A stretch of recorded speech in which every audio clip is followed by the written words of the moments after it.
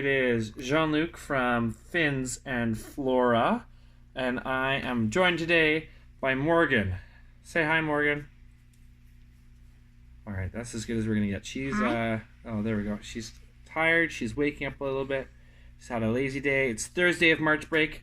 My last video was yesterday morning, and since then, he had a tiring time. I've had a pretty tiring time. Yep, it's been a fiasco and a half.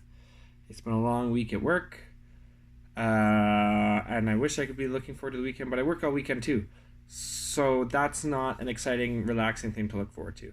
But I wanted to give you another update on my rainbow fish, because there's so many people watching these videos. There's not yet, but hopefully that changes. So yesterday I did not get any eggs.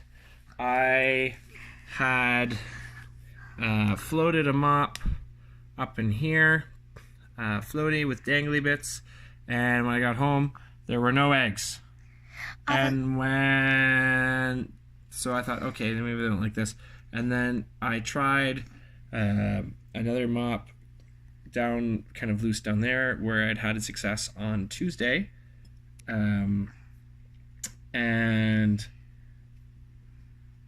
I just checked those eggs, and I did not have success. Now, I forgot to put in the mop last night, whereas Monday night I had actually put the mop in to be ready for Tuesday. And today I kind of threw the net in, the mop in, partway through there, doing stuff in the morning.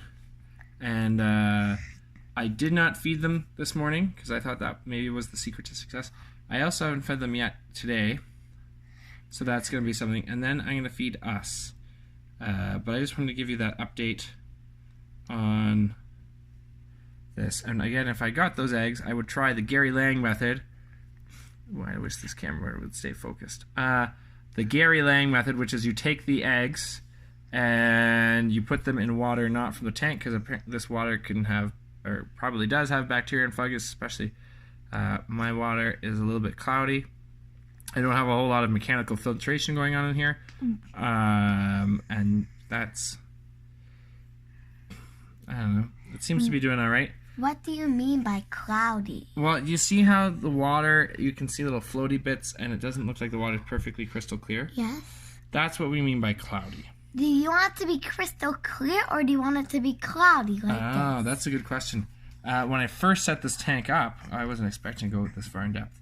I thought, let's make this perfectly crystal clear.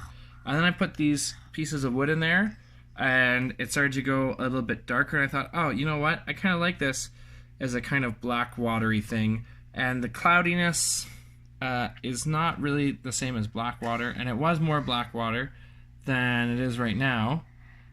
But I did a water change recently, and I did actually a pretty big water change, and it was pretty clear for a little bit afterwards, and I thought, wow, that does look good again. But I think part of it was that the fish had been in such murky water that all of a sudden they were in nice clear water, and they hadn't really adjusted it. When I had it really dark for a while, and when I would net fish out, they looked like they had almost been like painted. They were so deeply colored. It was awesome.